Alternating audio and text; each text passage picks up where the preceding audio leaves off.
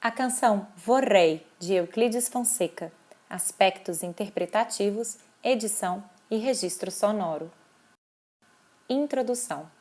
Identificados com a estética europeia prevalente à época, os compositores brasileiros do século XIX e do início do XX, em sua maioria, debruçaram-se sobre textos poéticos estrangeiros, além de textos utilizados em vernáculo para a produção de música vocal, mais especificamente para a produção da canção de câmara.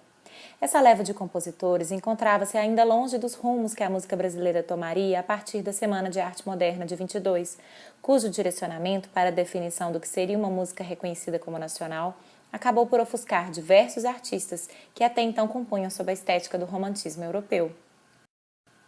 Soares aponta que na gênese do romantismo brasileiro, a canção de câmara empregou elementos formais e também estéticos oriundos da Europa, mas que os ideais românticos de liberdade e individualidade promoveram mudanças no cenário artístico nacional. Inserida nesse contexto de mudanças, a obra do pernambucano Euclides de Aquino Fonseca foi desenvolvida com a utilização de textos estrangeiros e também em vernáculo. Sujeito de pesquisa por dois dos autores deste artigo no curso de doutorado no programa de pós-graduação da Escola de Música da UFMG, Euclides Fonseca pode ser considerado como um compositor representante de seu tempo, cuja obra reflete características típicas da sociedade na Belle Époque brasileira, citada por Silva como um momento de mudanças nas expectativas da elite e das pessoas comuns, com a abolição da escravatura, a república, a luz elétrica, a abundância de jornais, a invenção do avião, do telégrafo, fotografia, cinema e etc. Este artigo trata da canção Vorrei. Aspectos envolvendo o contexto histórico dessa composição serão abordados, bem como a análise de sua estrutura com ênfase na relação texto-música, sugestões interpretativas e ainda uma edição de sua partitura com aparato crítico e consequente disponibilização de um áudio com sua performance. O compositor Euclides Fonseca. Considerado como um expoente musical no estado de Pernambuco, Fonseca atuou proficuamente como crítico, maestro e professor, obtendo destaque principalmente por ter sido o único compositor de óperas da região. Em nossa coleta de dados em periódicos disponibilizados na Hemeroteca Digital da Biblioteca Nacional, encontramos mais de 1.600 menções ao seu nome, evidenciando o elemento ativo que esse compositor era na sociedade da época, fundador de instituições culturais de divulgação musical como o Clube Carlos Gomes, além da Escola Normal Oficial de Recife e Centro Musical Pernambucano. Para o musicólogo Jaime Cavalcante Diniz, Fonseca seria um dos pilares da tradição musical no estado do Pernambuco. Em nossa pesquisa de doutorado em andamento, abordamos a opereta em vernáculo A Princesa do Catete, composta por Fonseca em data que até o momento não pôde ser especificada, cujo manuscrito autógrafo foi disponibilizado pela Biblioteca José Antônio Gonçalves de Melo, localizada no Instituto Ricardo Brenan, em Recife. Juntamente com o material dessa opereta, recebemos cópias digitalizadas de 26 manuscritos de partituras, dos quais podemos tomar nota sobre a grafia do compositor, tornando-se evidente quando estávamos tratando de cópias autógrafas, devido à presença de sua assinatura em diversos documentos, como partituras e afins. A canção Vorrei, análise e contextualização. Vorrei, apresentada como melodia para soprano e violoncelo com acompanhamento de piano, nos chama a atenção por constituir-se numa das relativamente raras peças do cancioneiro brasileiro que apresentam formações para canto, piano e violoncelo. No decorrer deste estudo, tornou-se impossível a identificação do autor do poema da canção Vorrei. Apesar de atribuído a Bonato, tal dado é precário e não foram obtidos resultados proveitosos em nossas pesquisas para a identificação da origem do poema. Apresentamos, então, o texto de Vorrei em sua estrutura poética. Podemos constatar que o poema contém versos hexassílabos. Como indicado por Goldstein, sugerimos a seguinte divisão métrica para o primeiro verso de Vorrei, onde as 6 sílabas encontram-se intercaladas por travessão e em negrito destacam-se as sílabas tônicas 1, 4 e 6. O poema de Vorrei pode ser considerado um poema simétrico, hexassílabo, com estrofes regulares e rima constante. De forma geral, o poema estudado apresenta versos com 3 sílabas tônicas intercaladas dentro de sua estrutura. E, de maneira semelhante, o compositor distribui a poesia na fórmula de compasso 3/4, o que coincide com a métrica do texto poético, como podemos visualizar nos compassos 5 e 7. Entretanto, logo no primeiro compasso da canção, notamos que há deslocamento da sílaba tônica incidindo na metade do tempo forte, que com o ritmo acéfalo apresentado, cria-se a sensação de breve recitativo anacrústico, garantindo leveza aos primeiros compassos da canção.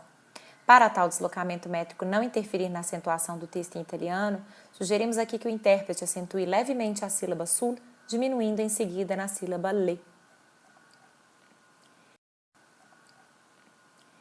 Em nossa verificação métrica, notamos que somente os versos 1, 8 e 16 do poema iniciam-se com sílabas tônicas, e para cada um deles o compositor buscou abordagens diferentes de trabalhar a acentuação rítmica na linha vocal. No caso do último verso, de número 16, o compasso 33 passa a ser um 4x4, proporcionando um retardo ao adicionar um tempo a mais à quadratura da canção, somando-se ao efeito da fermata no último tempo, e para o ajuste do verso hexassílabo dentro de um compasso quaternário, de forma a não perder-se a acentuação tônica métrica poética, a escolha do compositor deu-se pelo uso de quiáltera no primeiro tempo. Em relação ao caráter, segundo Matheson, teórico da retórica do discurso musical, um dos afetos que podem ser relacionados ao caráter andante seria a esperança, cujo texto poético de nossa canção analisada nos evoca, em conjunto com o movimento melódico, rítmico e harmônico.